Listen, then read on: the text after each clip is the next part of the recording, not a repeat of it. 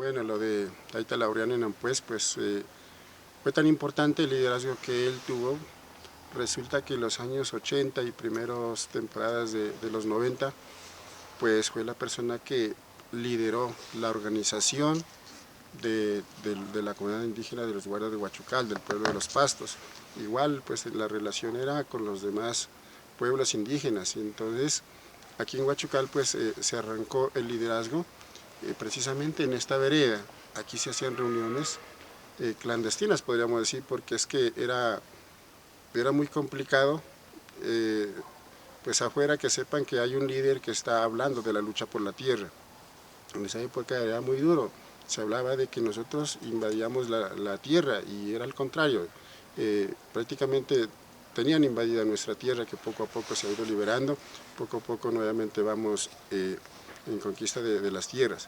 Entonces era tan importante, pues yo me acuerdo que Taita Laureano en una de las casas acá vecinas, en esta vereda, nos habíamos sentar a escucharlo a Taita Laureano, noches enteras prácticamente, pues unos igual ya nos daba sueño, pero él era muy comprometido con la cuestión social y más que todo con la lucha por las comunidades, por los pueblos, y fue el que empezó a organizar ya la comunidad, nos empezó a hablar de los derechos indígenas, pues anterior de la ley 89 habló mucho, pero posteriormente ya después de los años 90, pues la Constitución Nacional, donde nos reconoció prácticamente ya las autoridades y los pueblos indígenas.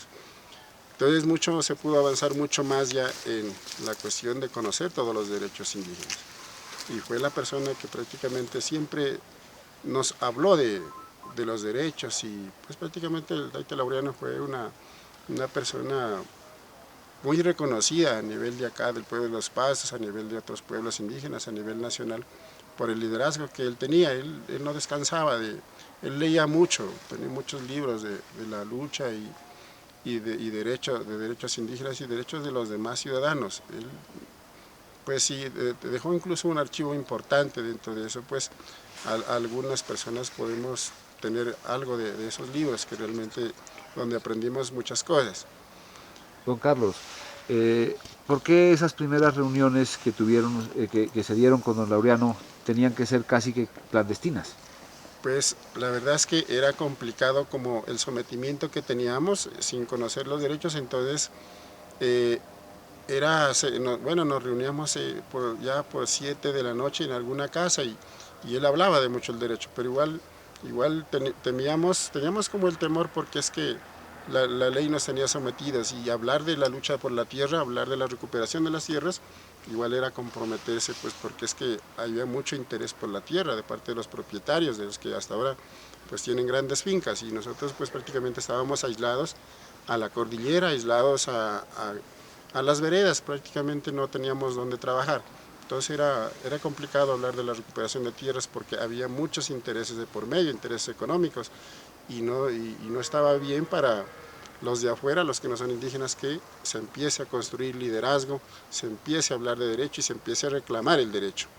Entonces, pues eso fue bien importante, y ahí como que abrimos los ojos, y realmente pues ya mucho liderazgo se creó allí, pues obviamente en cabeza del Taita Laureano. Pues yo precisamente vengo de la escuela del Taita Laureano, donde aprendí mucho de lo que él nos enseñó cuando él vivía. ¿Esas reuniones clandestinas eran unas mingas de pensamiento? Claro, lógicamente las mingas de pensamiento ha sido por historia. La minga de pensamiento se hace a través es por cultura. La minga de pensamiento se lo hace familiar, pues anteriormente en el fogón, alrededor de las tulpas, la familia se reunía a comer y se hablaba de todo lo sucedido mediante todas las 12 horas de trabajo. Y allí pues se heredaba todos los saberes de nuestros mayores, de nuestras todo es a través de la oralidad. Prácticamente como la minga está allí de pensamiento, nace de la familia. Posteriormente pues ya hablamos de la minga de pensamiento mucho más amplia, del liderazgo, de hablar de muchas cosas dentro de la comunidad. Posteriormente pues ya vienen las mingas de la construcción de las viviendas. Se habla de la minga cuando acá por cultura, por tradición, decimos, se presta el brazo. Cuando una persona, un nuevo hogar va a construir una vivienda, entonces todos vamos a prestar el brazo, a hacer la minga, a construir la vivienda y dejar que allí ese nuevo hogar pues tenga su propia vivienda. Pues en esa época no había materiales igual mucho como ahora pues de construcción. De igual manera eran las casas de bareque, de paja. Posteriormente ya eran las mingas de hacer adobes de barro y en base a eso se construían las viviendas, pero bueno, se hacían las viviendas. Colombia, potencia de la vida.